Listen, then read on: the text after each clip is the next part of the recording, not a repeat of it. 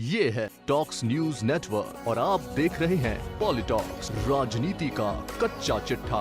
केंद्र के तीनों कृषि कानूनों के विरोध में उठी आग अब दिल्ली और उसके आसपास के राज्यों से दूर यानी चुनावी राज्य पश्चिम बंगाल तक पहुंच गई है।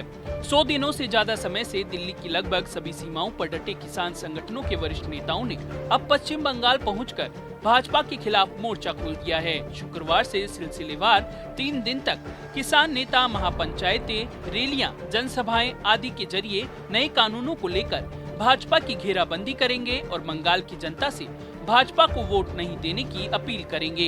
हालांकि ये किसान नेता किसी भी एक दल का समर्थन नहीं देने की राह पर हैं। हाँ, लेकिन उनका मकसद भाजपा को टक्कर देने वाले दूसरे दल के प्रत्याशी को जिताना है। इसमें पश्चिम बंगाल चुनाव की सबसे हॉट सीट नंदीग्राम विधानसभा सीट भी शामिल है, जहां से पश्चिम बंगाल की मुख्यमंत्री ममता बनर्जी चुनाव लड़ रही है। भाजपा के खिलाफ किसान संगठनों की यह रणनीति बंगाल चुनाव पर कितना असर डालती है, यह तो भविष्य के गर्भ में है, लेकिन किसानों के इस सियासी कदम से भाजपा नेताओं को आशंकित कर दिया है।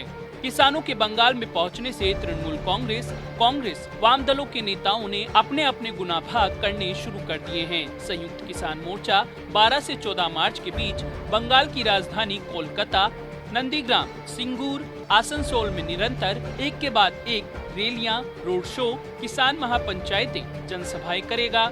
इसके अलावा संयुक्त किसान मोर्चा के नेता स्थानीय मीडिया के जरिए भी अपनी बात आम जनता तक पहुंचाएंगे। आपको बता दें कि पश्चिम बंगाल विधानसभा चुनाव में बीजेपी को घेरने के लिए संयुक्त किसान मोर्चा के बड़े नेताओं में राकेश टिकैत, बलबीर सिंह राजेवाल, गुरनाम सिंह चड़ूनी, हनन मुल्ला, युद्धवीर सिंह के अलावा मेघा पाटकर, योगेंद्र यादव जैसे नेताओं को जिम्मेदारी दी गई है। ये नेता बंगाल के शहरों, कस्बों और गांवों में जाकर किसानों के अलावा मजदूर व गरीबों को कृषि कानूनों से होने वाले नुकसान के बारे में बताएंगे। इस दौरान होने वाली जनसभाओं व महापंचायतों में अब तक 200 से अधिक आंदोलनरत किसानों की मौत के मुद्दे को उठाकर मोर्चा के नेता भाजपा को कटघरे में खड़ा करेंगे। गौरतलब है कि दिल्ली से पहुंचे किसान नेताओं ने शुक्रवार को पश्चिम बंगाल में प्रेस कॉन्फ्रेंस की। यहाँ किसान नेताओं ने कहा कि वह किसी पार्टी का समर्थन नहीं कर रहे हैं, लेकिन उन्होंने ये भी कहा कि बंगाल चुनाव में अगर बीजेपी हार जाती है तो उसका घमंड टूट जाएगा और फिर किसानों की बात मानी जाएगी।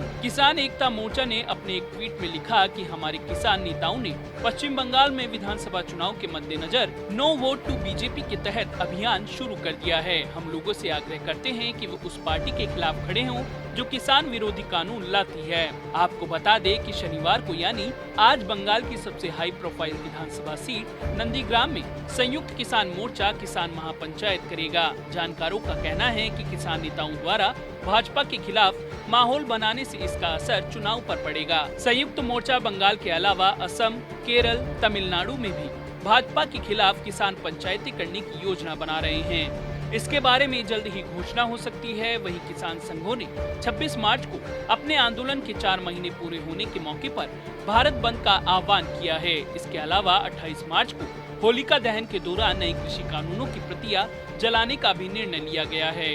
पॉलिटॉक्स ब्यूरो, दिल्ली। ये है टॉक्स न्यूज नेटवर्क और आप देख रहे हैं पॉलिटॉक्स, राजनीति का कच्चा चिट्ठा।